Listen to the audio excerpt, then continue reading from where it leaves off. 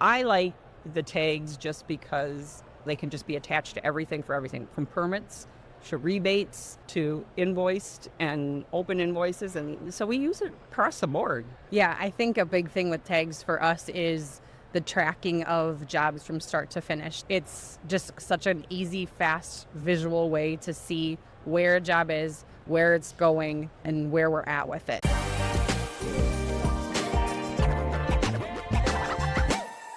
Welcome to Mastering ServiceTitan, where you get expert advice from power users. I'm your host, Josh Liu, and I'm here with Karen Balko and Nakita Kometani from Vector Services based out in Minneapolis. Welcome to the show. Thanks. Welcome. Thank you. Thanks for having us. I'm super excited to dive into our topics today, but first I wanted to know, when did you all get started on ServiceTitan and what made you choose ServiceTitan? We started in November of 2023. I think it was November 8th. Okay. Yes. And what made you pick ServiceTitan? Well, we did everything like a lot of companies on spreadsheets, and there was a spreadsheet for this and a spreadsheet for that, and we really needed something to, come together that could do everything at once. They could do our reporting, we could do dispatching, we could run our reports, it's everything in combination. Got it. Wow. So straight from spreadsheets onto like the ultimate software. The ultimate, yes. Yeah, absolutely. Before we dive into some of the nitty gritty, I'm curious, can you share a little bit about Vector Services and just give us an intro of the company? Yeah. Vector Services is a heating, cooling, and plumbing company out of the Twin Cities in Minnesota. So we do all three trades. And when we started off in November of 2023, we were a very small $3.9 million company, 11 employees, maybe 10, they're very, very quaint. And then where are you guys at today? Today, projecting for 2025 is going to be 9.3. Wow, so almost tripling or more than tripling in revenue in just 2 years. Yes. Okay, what do you attribute that to? How did you guys grow so fast? I think part of it is our branding. We rebranded, we took that step. We were a very, the white van syndrome vehicle before, and now, we got a name, we got a look, a brand, and then we just grew. Okay. We grew. Gotcha. And Nakita, what's your journey been with at Vector Services? Yeah, I actually just started with Vector Services a little over a year ago. I was a teacher prior to that. So this has been like a total switch up and a total change of pace. And I just started off as being like doing the invoicing, the accounts receivable, accounts payable. And then it's just kind of grown from there. Karen's just trying to dump all of her knowledge into my head, and I'm taking as much in as I can. Exactly. She's been an asset. So yeah, I'm happy. Gotcha.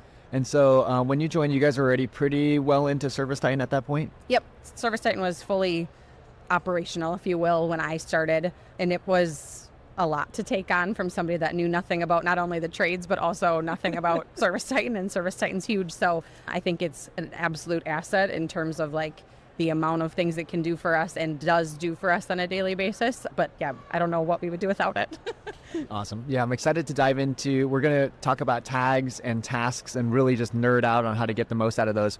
But before we do, I wanted to ask about any advice you would have for people who are onboarding onto ServiceTitan for the first time. Yeah, I think I'll start and then you can add into it. But for me, it does a lot, and don't ever stop accepting it and keep adding to it, but start slow for me because it is overwhelming, and then sometimes people panic and then they don't really incorporate everything that it can do to its fullest measures. Gotcha. Are there any things you guys did really well in the early days that you think people should do when they first start? I don't know that we did anything really well, but we used it more. Oh, okay, it's a dispatch board. We have our dispatch board. We can send, we can watch where technicians go. And I mean, that's really what we started with. And I was just happy at that, honestly, just to get it going. Because trying to incorporate all those spreadsheets and all that knowledge into ServiceTitan, it was tough because it was on multiple spreadsheets. And it didn't, merge nicely, but it did merge. But it took a lot more, a little hand-holding. Gotcha. Nakita, how about for you? I think I don't have the perspective from like just starting ServiceTitan from scratch, but I have it from the perspective where it's already been implemented and you're just trying to learn it all. I think taking all of everybody's knowledge and just taking it step by step, like Karen said, implementing little things at a time, getting really good at one thing before you move to the next. And it all feeds in together. interlocks, but you just have to learn each piece one by one before you can really like get it all. And I imagine for you, it must have been challenging, uniquely challenging, because you had to learn the trades as well as learn the software and then learn how it all works together. Yes. Yeah, do you have any advice on learning in general, especially with your background as a teacher? I think just that exactly as it is, learning. Like never be afraid to learn more. Always take what you can from anybody that's got the knowledge, because without it, like it's hard to just watch videos, or it's hard to just kind of look at everything and go, what am I supposed to know here? Just pulling knowledge from anybody that has it and is willing to give it, I think is the best piece of advice I could give. Gotcha. Yeah. And I don't think everybody uses ServiceTitan the same way. You know, you go into a different trades or different companies, and some of you look at it and say, we never utilized any of that. Or we get CSRs and DSRs from other companies, and they come in, they're like, you guys use it completely different than we ever thought it. So that's why it's just like, mold it to what works best for your company. I'm really glad you said that, because we do cover a lot of topics on Mastering ServiceTitan, and the beautiful thing is we can keep covering the same topic, but everyone's going to have a different perspective on it, because every business is so unique and your team is so unique. So I would love to dive into tags and tasks. Before we started recording, I was like, what topic do you guys want to talk about? And immediately you jumped at that. So I'm curious, why are tags and tasks so important for your business? I think I look at it as it's a safety net for us, because you can run a report. And I love that you can run reports and modify them the way you want to look at them and sort them. And then you can put it into a spreadsheet, which I know we worked on spreadsheets, but you can just dive it and then you filter how you want and pull the information you need. So I like the tags just because they can just be attached to everything, for everything from permits to rebates to invoiced and open invoices. And so we use it across the board. Yeah, I think a big thing with tags for us is the tracking of jobs from start to finish. Like obviously there's tags that are put on the job that you set up from how you want it to look to start with, and they automatically get tagged to that job, but then adding them in and taking them off and changing them dependent on how the job goes or where the job goes. So as you look at the dispatch board, you know exactly what's happening with that job based on the tags that are on it. And of course, it's not that simple, right? There's more to it, but it's just such an easy, fast, visual way to see where a job is, where it's going, and where we're at with it. And I think that's huge in terms of a time saver. So if we are moving from, it's a job that maybe didn't get completed, but is completed and it's already been invoiced out, we know we have to put that on we have to start a new ticket for that. That doesn't happen without a bunch of diving into it and digging into it without those tags. So I think it just speeds up the process across the board. Yeah, I think tags is something where businesses can get super creative with how they use it. So I'm curious, if we were to take a step back from what you mentioned, the job gets booked and then there are some tags that are automatically associated. Is that set up with like a job type and then you just link it to like certain tags? Absolutely. Okay. We use the job type. So when we're making our job types, we are linking, okay, what tags do we want to do with this? And because we have a wide variety of clients as well. So we're not just the typical residential, you go into, Mr. and Mrs. Jones's house and sell them a furnace or do a service call on them. We have other clients as well, and everybody has their requirements that we have to do for them. So being able to take things out and making sure we're not missing any of those steps is huge for us. Okay, got it. So what would be an example of like a few job types and then the tags that you guys automatically use for them? Well, the invoice open tag goes on every single one of our jobs. Okay. Like that's an automatic tag. If it's a install of any kind, the permits and inspection tags are automatically put on there. That one's huge because that is something that can kind of get lost in the ether if nobody's on it. And those tags keep us on the same track with the inspectors and the permits that have to be pulled. So those would be a couple examples right off the top of my head that I can think of as the invoice tag and the permits and the inspections for the larger jobs that require those things. Okay. So then once those tags go on, are they do they serve as like a status for you guys, or how do you guys like to use tags? I don't think it's necessarily as a status for us. I would say that goes more towards the task. But for us, we have individuals who are always tracking different parts of the process, and it just ensures that it's not being missed. Because we always like to be one step ahead of our clients, not them coming to us asking the questions. If we know what we have to do, we can always keep them as informed as possible. And those tags tend to help. Got it. I see why you call it a safety net. It in is that a way. So it's safety more net. for visibility and just to make sure certain things are on track in a certain way. Right. So for like the permit one, for example, can you play out maybe a little bit about how that install job happens and then where the tags help to inform your teams? Yeah, so when that, we'll take an install, for example. When that job's created, the permit tag is added to the job. The person that pulls the permits runs that report every single day.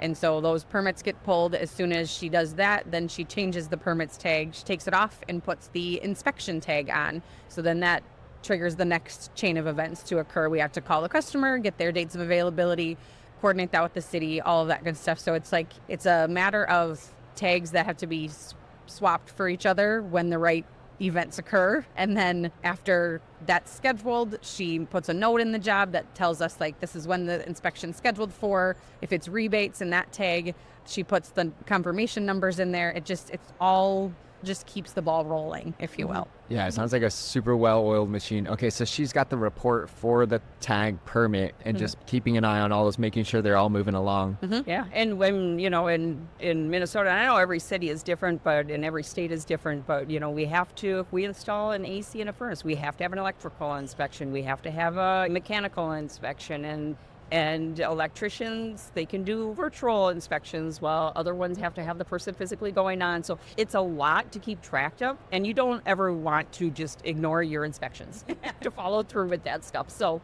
it just helps us. And Right. as we get bigger too, it's like that's not something somebody can just keep up in their noggin, right? Like that's something that has to be something that they can pull that report for, and those reports from the tags are just the only way to keep track of it all. That makes so much sense, especially as you have so many different job types in so many different trades and then commercial and residential. It sounds like it can get pretty complicated, It can. pretty crazy. Exactly. And so at each stage of like a project or a job, you have certain people that have certain reports with tags, and that's kind of like their home base that they maintain. Yep. Okay.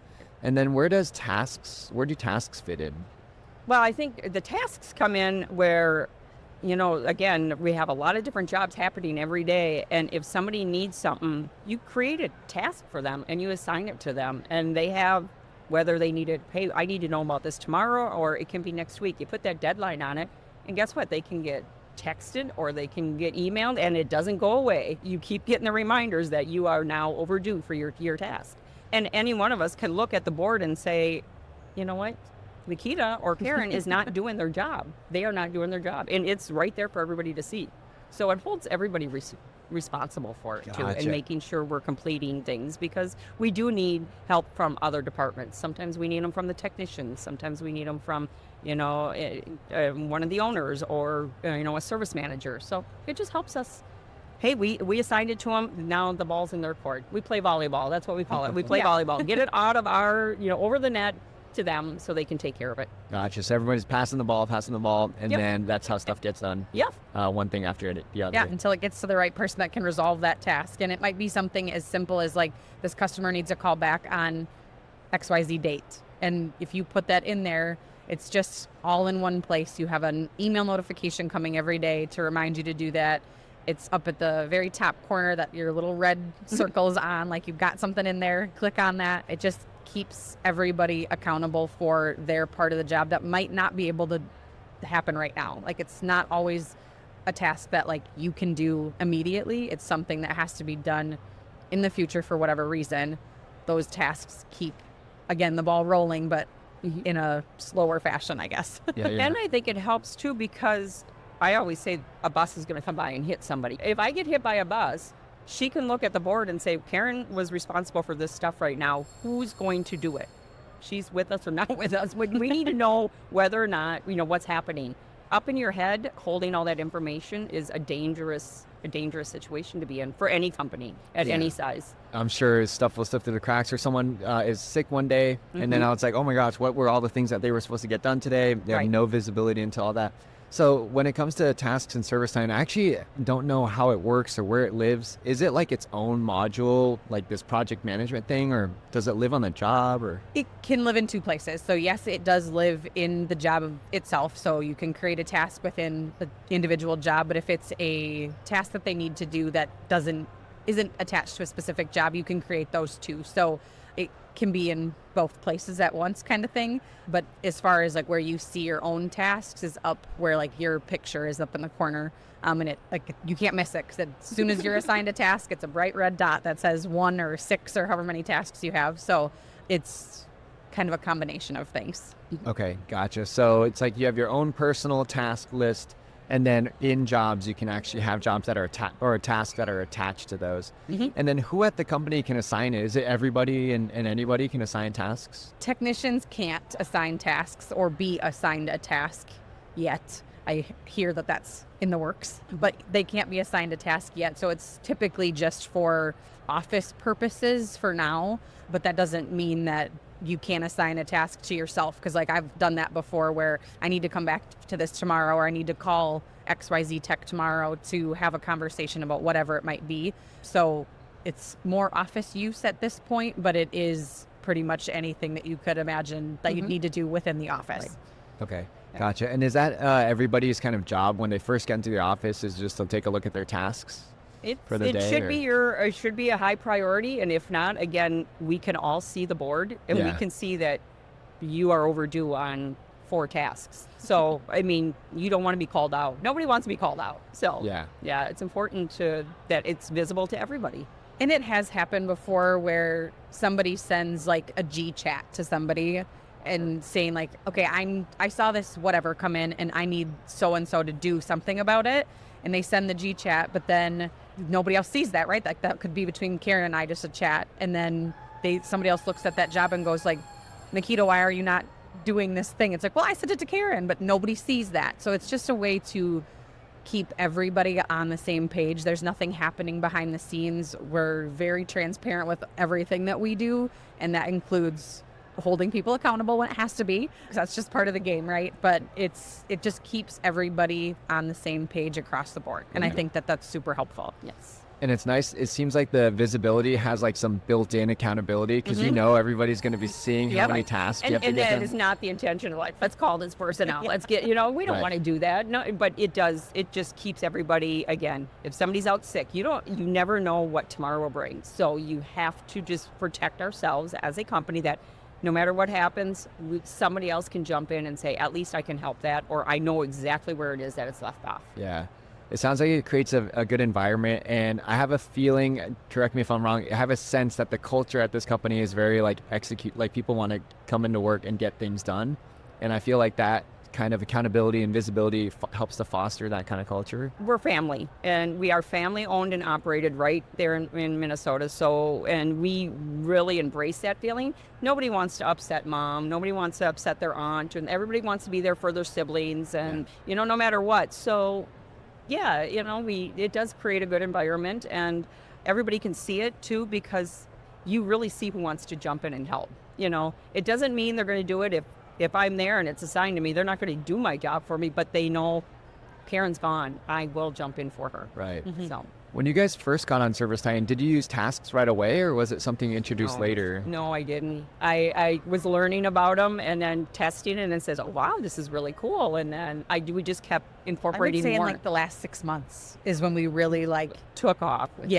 dove into, we just kind of made a decision one day after you'd been looking into it to be like, we have to do this. Like, this makes the most sense. It makes it easy for everyone across the board. Why are we not doing this? Right. And I think that's true across the board for a lot of things in ServiceTitan. It's like, you don't know what you don't know until you know it. And then all of a sudden you're like, oh my God, I can't believe we weren't doing this. I know. That is so true. So actually, I'd love to dive into how you all made the change. So what were you doing before you were using tasks? We created this lovely app.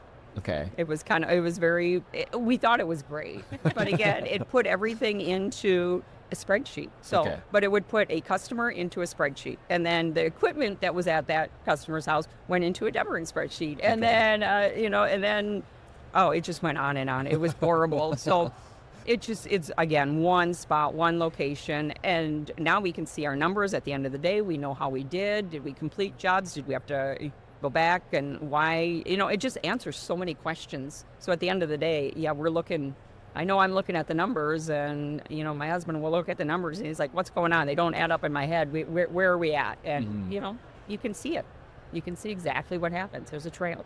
So 6 months ago, how did you introduce this idea of tasks to the team? And did you have any pushback of like, oh, I'm used to the spreadsheet. I like how this works. This is going to be a big change. Yeah, the techs were actually very good, but I think that was the biggest. Nobody likes change. Yeah, right. Nobody exactly. likes change, and but I was like, this can be good, and they did. They embraced it. The office, anytime we bring something up with the office staff, I feel like they really embrace it.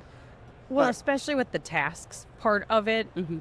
we were creating so many chats for like this group of people and that group of people. And we all of a sudden had 50 chats going, and it's like no one can keep up with that.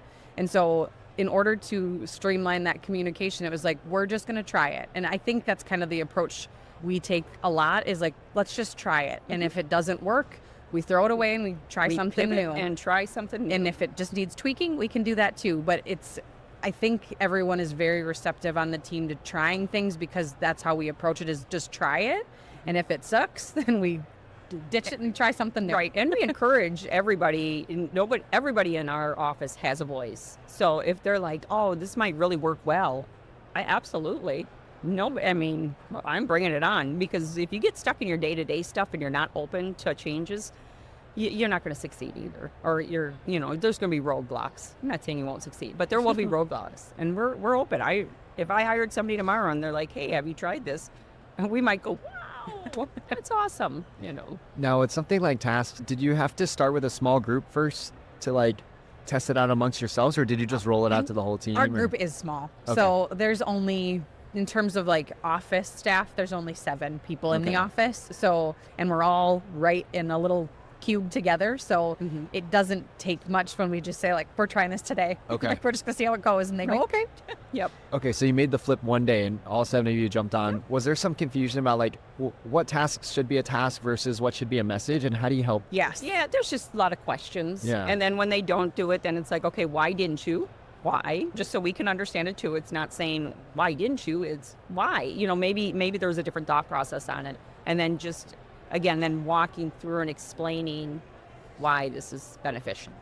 And we have weekly meetings on Friday with just the office staff to talk about things. And there was a point where somebody was like super overwhelmed with all of the messages they were getting in a day. And it was just a bad day. People have bad days. And it was like, what could we take from all those chats that you received that day and make them tasks instead? And we kind of erred on the side of, if it's, I need an answer in the next half hour, it's a chat. If it's something any longer than that, where it doesn't need an immediate response or immediate action, then it becomes a task that they can get to when they can, and it doesn't feel like you're just blowing me up on my chats right now. Yeah. Wow, that is Yeah. such a good actionable takeaway. So if it's under 30 minutes, just making a message or get even to it within quick. the same day. If it doesn't have to be done today, I think that's where, if it's a customer facing, we need to make sure I said I'd get back to them by the end of the day.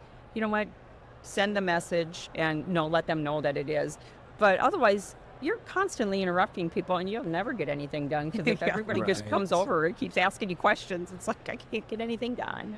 Got it. Okay. Are there any other rules like that help to distinguish what to use a message for, or when to use a task? I think that's the big one. It was just the time frame of like when you should use one or the other, because they're both important and you have to have them both. It just, I think that's really the only one I can think of off the top of my head that's kind of our rule of thumb. Okay. Yeah. And then how about in terms of helping people figure out how to prioritize their tasks? I imagine you see a list and maybe it's not always right to just go from the top down. And The yeah. tasks do have different priority levels that you can set. So it can be low, normal, high, and urgent, I think, are the 4. And so that's the first step, is just whoever creates that task creates it with the correct urgency. And quite frankly, we don't have a ton of tasks right now, because I mean, don't mean to be braggy, but we're like very efficient in that. Like when somebody gets a task, they know they're going to be held accountable to that task. They're like, I'm Yeah. getting it done, even if it's not due till Friday. They're Right. very efficient when they're assigned those tasks. And again, it's been 6 months, so we're all going to keep growing that and learning that. But for what it's worth, it's been very efficient. When somebody's assigned that task, they get it done. That's awesome. And then how about just normal day-to-day parts of your job that are just like recurring tasks? Do you also have those in there, or are there parts of the job where they know, hey, I show up, I'm supposed to do these things, and I don't need to have a task? I think when, as she was saying, she'll assign a task to herself, knowing that, hey, if I'm not in the routine yet and I forget to do this every day, she'll assign herself a task and she'll keep it on until she knows, okay, it's ingrained. I know I have to do this when I walk in the door. That part's nice because, yes, you can assign your own tasks. And you're like, now I'm holding myself accountable. So the person has the option to do that if they need it. Not everybody needs it.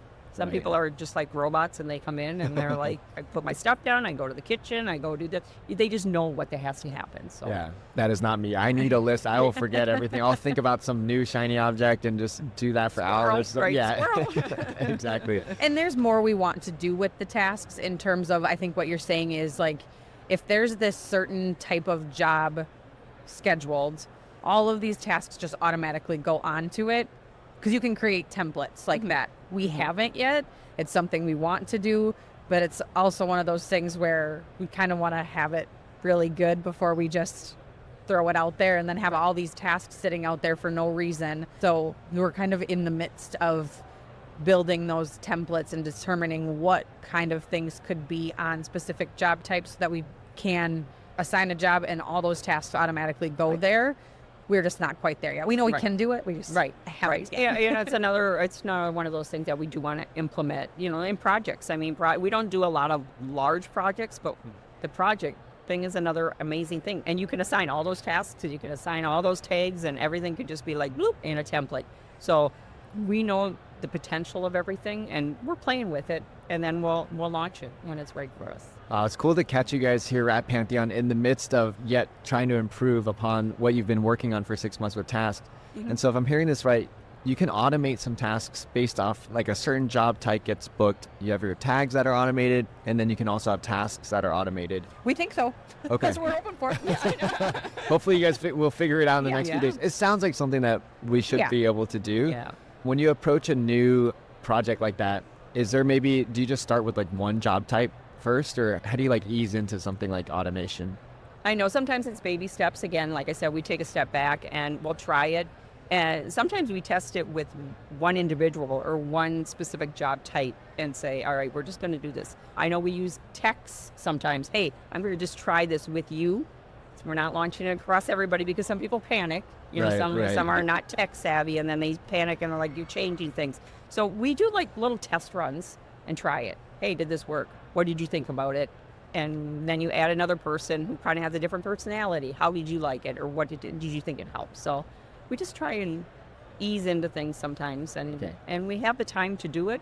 And I think too, when we try something new like that, it's very important for us to always get the tech's perspective, because when you're looking at ServiceTitan from a desktop, it's not exactly the same as it is on their tablets. Of course it isn't, right? So when we do something, it's like, well, it's just right there. Just click the button. And they're like, well, I can't see it. And sometimes it's a permission thing. Sometimes those have to be adjusted.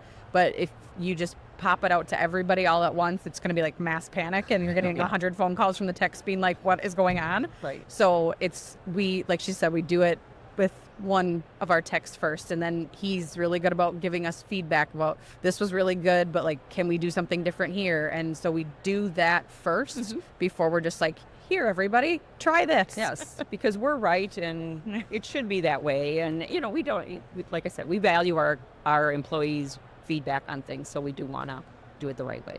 Yeah, and I really like that point you mentioned earlier about like if they didn't use a task for something and you ask them why, it's just a place of genuine curiosity, because maybe there's something we can learn. Maybe it's not appropriate for a task and a message is better. What's your thought on it? And just understanding it. It's not meant to be a bad thing. It's not like a shaming thing. No. Like, why don't you do that? Yeah, no, not at all. We just value their opinion. Awesome. I love that we nerded out on tasks and all the different kind of tags. And it sounds like it works so well for especially a business like yours that covers so much.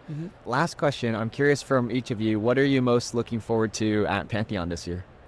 Ooh, I'm really looking forward to talking to the different pro products and then really doing a deep dive into them and giving them, positive feedback, but the good, the bad, the ugly. You know what I mean? Just to be able to really talk to the experts here, I just think that's I'm so excited about it. And it just to piggyback off of that, it feels like when we give feedback, it's taken like seriously.